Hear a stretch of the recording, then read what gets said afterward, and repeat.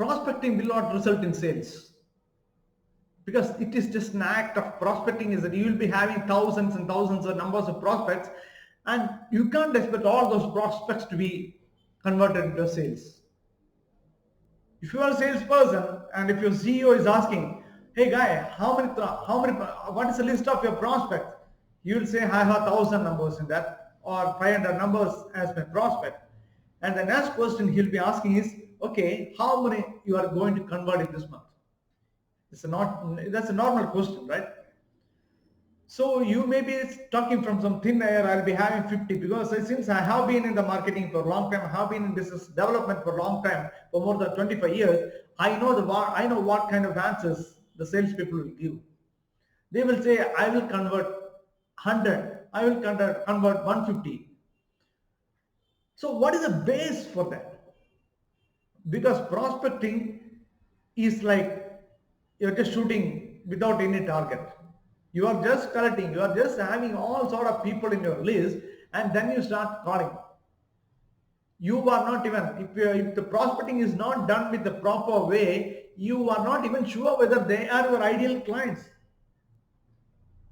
For example, if you are a luxury car seller and you have prospected so many there, you have prospected a big list of people, and if the prospect includes somebody who is earning a monthly income of 10,000 bucks or 20,000 bucks, do you think he'll be in a position to buy your car? So are we not wasting your time? So from the word prospecting, you have to do something, some sort of homework. While doing the prospecting, you should have a clear-cut strategy. You should have a complete detailed list of who are going to be the target audience, who are going to be the target people that you will be approaching for. What is the criteria? What is their income level? And what kind of segment they are living in? So all those things need to be considered in that. It is not easy. I know it is not very easy, but this is a strategy. This is one thing that needs to be done in a very detailed and precise and meticulous way. So once you make that list of customers, once you make that list of prospects who are really coming in your target net, then the next is talking to them and taking appointments. So prospecting you are done perfectly. Like I told you, you have created a list and you have identified whether they are all falling into your criteria. And next, the very important thing is calling them and fixing them for the appointment, fixing their appointments. That there lies the real catch. How many people will give you an appointment? How many people will even lift the phone? So these are all very serious issues, right? So usually when people call, what they do is if you are new and if you are not smart, what you do? Sir, I am calling from so and so. So I would like to see you. What will be the immediate answer? No, I'm busy. That's end of it. I'm sorry, sir. Okay. Maybe you may even abruptly cut the phone down. So what is the best thing to do? Once you're taking the phone and while calling, first of all, you should have a good command over your voice. So voice modulation is very, very important. That voice modulation should show that how confident you are. When you're calling and taking, sir, I am calling from so and so. Could you please give me 5 minutes of your time? Do you think the customer will say? You'll say, shut up and keep the phone down. Instead of that, the voice should have the command. You should have the command. You should have the command to say that, tell the customer that I am so and so, and I would like to know whether you will be free to, whether you will be in a position to talk to me now.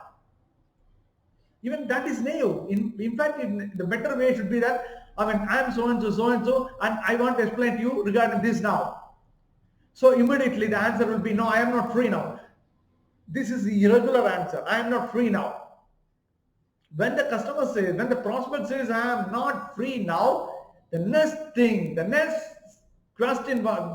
what you have to say is, okay, sir, I understand that you are very busy. So shall I call you at 6 o'clock in the evening? Or shall I call you at 4 o'clock in the evening today? So naturally he will say, no, today evening 4 o'clock I am not available.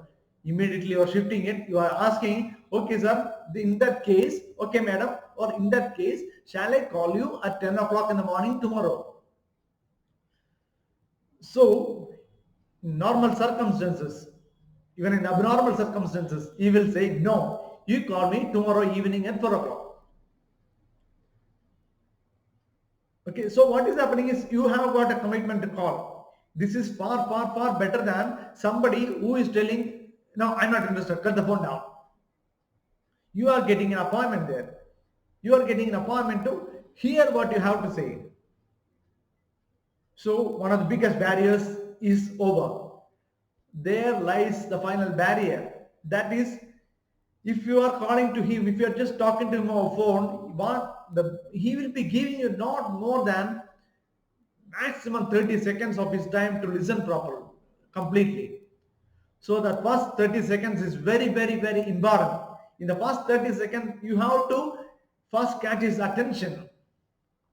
The words that you use should be so catchy, that so powerful that you should fall for the rest of your talk. Easy said than done. I know that. But here is where the importance of scripting comes. You need to script it. You need to script a clear conversation, what you are going to talk. You need to practice it. It is not like that you are just coming in the morning and just, 10 o'clock or 9 o'clock is office, you are reaching the office at 8:55 and you are just sitting there, cleaning the table, you are just sitting there and at 9 o'clock you are just taking the note, oh, okay, I am having it, okay, I will call this guy, I will call this guy. No. That is not going to work. What you should do is you should have made the list yesterday evening itself for today's morning call. Evening itself you make the list. You make that complete analysis of your prospect list and you make a list of the people that you want to talk and you write down what is it that you are going to talk. You clearly take a paper or a diary and you just write it down that what is it that you are going to ask him, what is it that you are going to talk and what is the question that you can expect from him. Be prepared. So once you call with such kind of preparation, if you call at least 10 prospects, definitely you will be in the position to convert at least 5 people from that. Try it out. This is definitely going to work.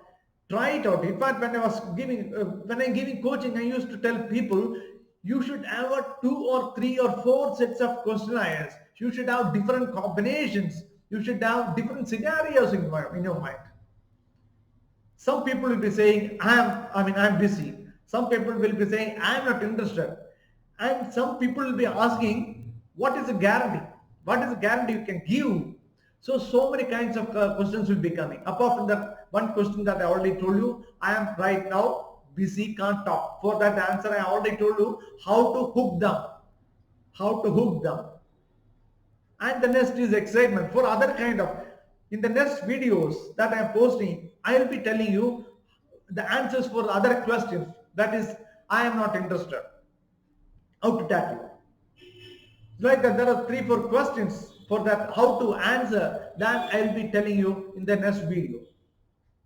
The next is creating that excitement.